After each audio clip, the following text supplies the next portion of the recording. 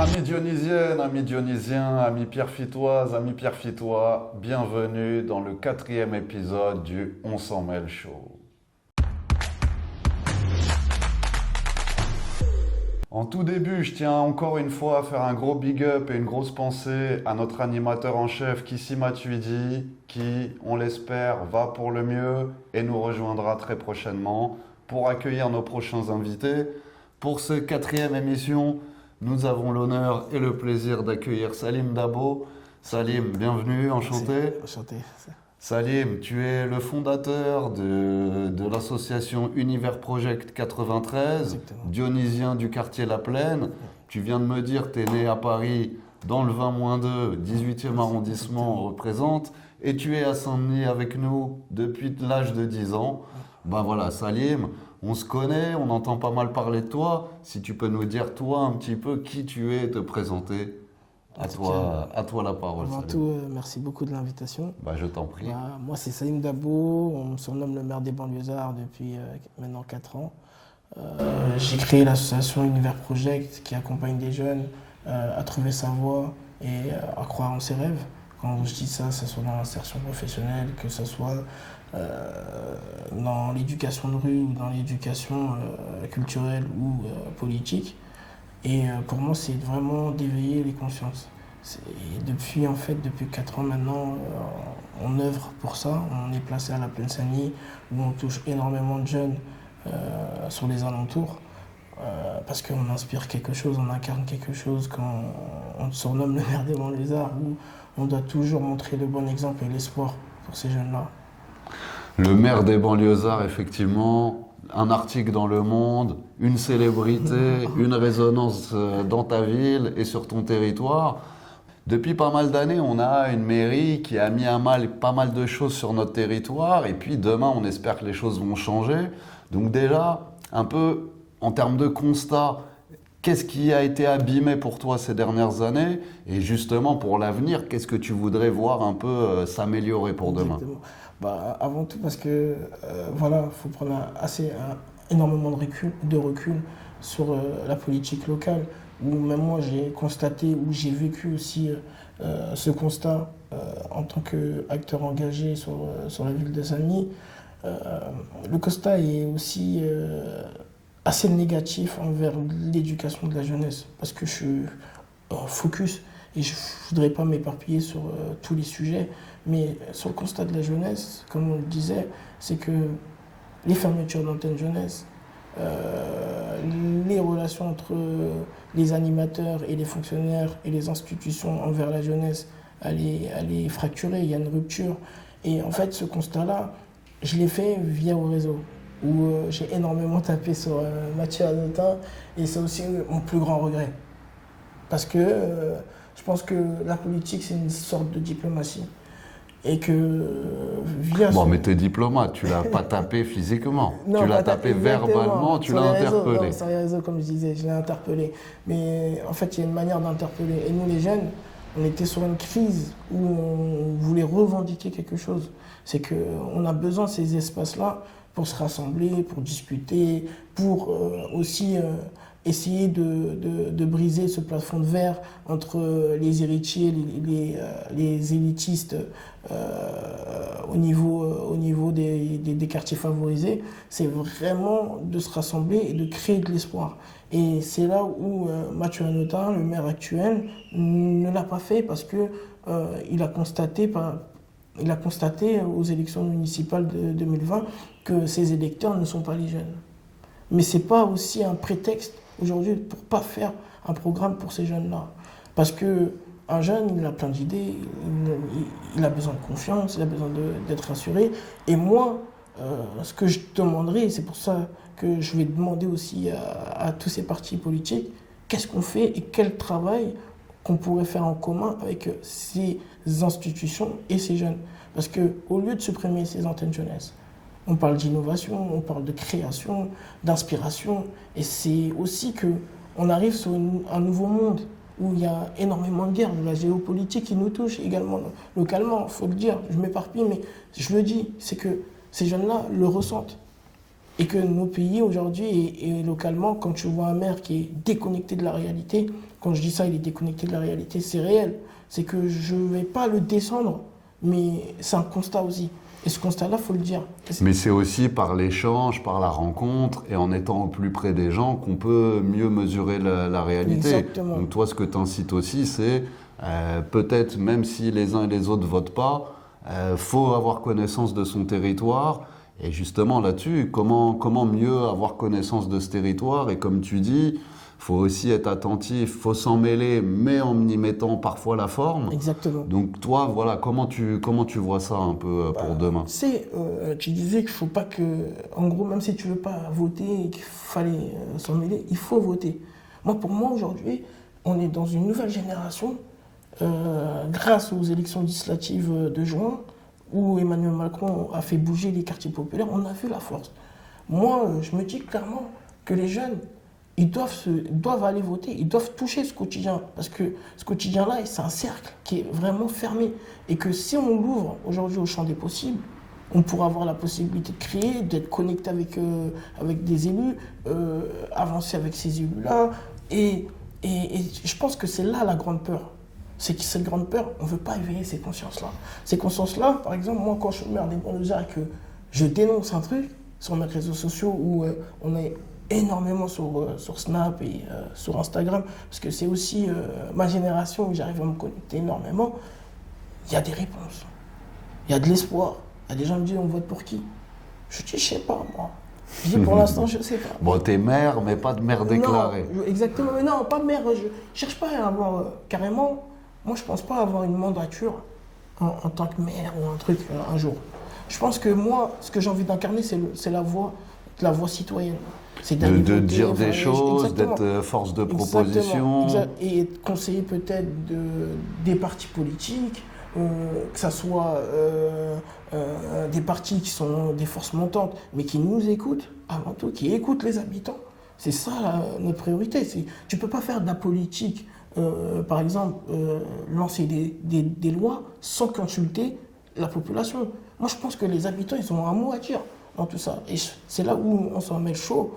Ça arrive dans le truc de mettre à l'aise ces habitants-là, porter les voix des champs des possibles pour que tout le monde entende, que ce soit Mathieu Hanotin, que ce soit Sophia Bontry, que ce soit Bali et d'autres candidats, Bakary Soukouna, qui pourront entendre ces voix-là. Nous, on est là juste pour ça. Faire entendre, donner de l'écho, de la résonance, Exactement. Éveiller les consciences. Exactement. Voilà, ça c'est tes priorités. Exactement. Et ce qui te semble primordial pour demain. Exactement. Voilà, je sais aussi, Salim, qu'il y a un sujet qui te tient à cœur, c'est la problématique des violences policières. Exactement. Malheureusement, tu en as été trop souvent victime, c'est quelque chose que tu déplores, que tu mets en avant. Comment tu vois les choses pour demain? On a une police municipale très nombreuse, très costaud, très enfouraillée. J'ai vu dans le nouveau programme qu'il voudrait augmenter la police municipale.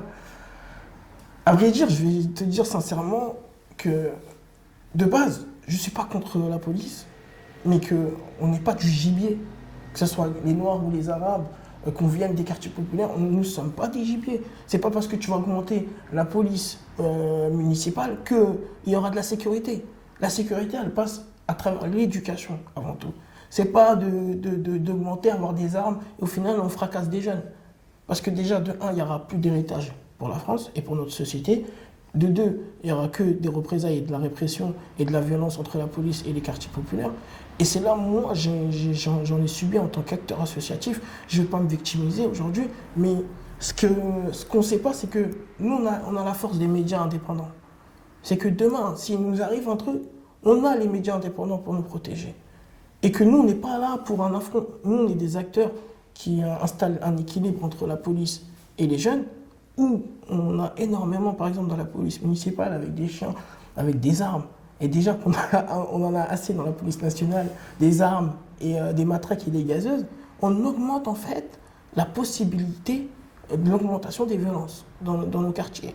Et c'est là où on va rejeter une faute au niveau de la jeunesse. Regardez les jeunes des quartiers populaires. Et c'est pour ça qu'on arrive à installer une peur. Et au final, c'est pas du complotisme, mais c'est un constat. Comme on le dit, on le voit. Mais il faut oser le dire, ça. Parce non, mais attachement à la police républicaine. Exactement. Voilà. un rôle, un sens, mais si demain les choses devaient changer, quelles mesures, toi, tu proposerais, il te semblerait indispensable pour que demain, cette police municipale, et même nationale, le rapport change avec la population? C'est quoi pour toi le truc un peu essentiel? Je parlais avec un policier du national qui me disait, Salim, nous, on n'est pas des éducateurs. Mais en fait, je lui dis, mais tu te trompes. Créons du relationnel. Créons un espace de temps entre la police et ces jeunes. Créons et formons des policiers qui arrivent à aller vers les gens. C'est pas à nous d'aller vers la police. Nous, si on est en danger demain, c'est à nous d'appeler la police parce qu'on est serein, on sait qu'on est protégé par ces gens qui nous protègent. Mais cette mesure que je pourrais dire, c'est de créer des espaces entre les habitants, les jeunes et le commissaire. Par exemple, chaque trimestre, ça peut être déjà un grand pas vers une construction positive. Du dialogue, et que la police se mêle aussi un peu du rapport à la population. Exactement. Ok, qu'il ne soit pas simplement dans la répression, mais que la question de prévention, l'éducation, la médiation, et c'est vrai que ça, c'est bien de la compétence municipale. Donc, parce que clairement, c'est que, par exemple, le narcotrafic, je vais donner un exemple qui est très délicat, c'est un sujet très délicat à exprimer, c'est qu'aujourd'hui, on s'appuie on pousse les jeunes à dealer parce qu'on a une politique assez azimut, c'est qu'on n'est pas sûr de ce qu'on est en train de faire. On fait juste une idéologie personnelle qu'incite aujourd'hui quelques électeurs qu'on drague et que les autres électeurs, qui sont les jeunes, on les positionne dans l'insécurité, dans la violence juvénile, dans le trafic de drogue. Mais c'est des sujets qu'on va peu aborder. Parce que c'est des sujets que très peu de personnes voudront écouter, mais c'est la vérité. Il y a aussi des représailles derrière aussi. Mais voilà. Bon, il y a un bouquin qui sort qui s'appelle Le Livre du prisonnier. Peut-être que ça va en inspirer beaucoup avec le principal prisonnier politique de France. Hein. On verra si ça diffuse quelques bonnes pensées dans la société. Ok, Salim. Bon, je sais que tu te fais draguer aussi. Bon, t'es beau gosse, il n'y a pas de question. Hein. Tu te fais draguer par les uns et les autres. Viens avec moi. Ouais. Toi, voilà, on arrive bientôt dans 4 mois aux élections municipales. Comment tu vois les choses? Comment tu aurais voulu idéalement que les choses se passent pour préparer cette municipale et essayer de changer la municipalité? Et là, à quelques semaines de ces prochains rendez-vous, qu'est-ce que tu voudrais voir? Comment tu veux que les choses se passent? Moi, clairement, tu sais, les gens me draguent. Mais c'est par intérêt. On va se le dire clairement. C'est que demain, quand vous fédérez, que vous fédérez énormément et que vous arrivez à être au-dessus de la mêlée, parce que moi, je ne me compare à personne, mais que vous avez une vision comme on s'en mêle, de regarder la situation actuelle et la politique actuelle. Vous vous dites, il y a une partition à jouer. Et en fait, cette partition, par exemple, après, il y aura la dinguerie de la semaine, je pense aussi. Il y aura la dinguerie de la semaine. C'est ce que j'ai suivi dans la vidéo les autres épisodes. C'est de... En fait, c'est que moi, ma dinguerie aussi, je te dirais, hein, c'est que quand tu es au-dessus de la mêlée, tu vois en fait ce qui est en train de se passer, ce qui est en train de se construire. Et c'est pas bon pour tout le monde. Et que moi, aujourd'hui, l'intérêt, c'est de sauver ces Dionysiens et Dionysiennes qui sommes là en train de s'occuper de la politique discrètement, mais efficacement à travers nos assos, par exemple, où on essaye de mener des actions, parce que toute action est politique. On va le dire, que tu fais un tournoi de foot, que tu vas à l'Assemblée nationale... Tout est politique. Tout est politique. Mais il ne faut pas ouvrir sa bouche et gêner les partis, les appareils politiques. Mais quand je disais, c'est que moi, ce que je voudrais, je ne vais pas me dire que je suis avec un candidat. Je ne serai pas avec un candidat, je serai pour l'union du peuple.